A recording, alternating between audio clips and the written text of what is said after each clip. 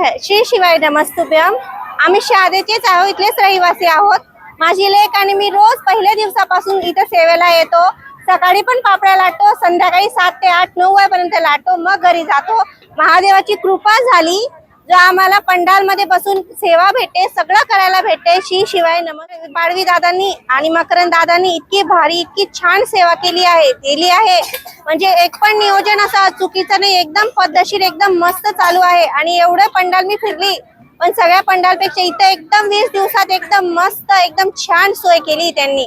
कसलीच तक्रार नाही का काहीच नाही, एकदम मस्त आणि एकदम छान।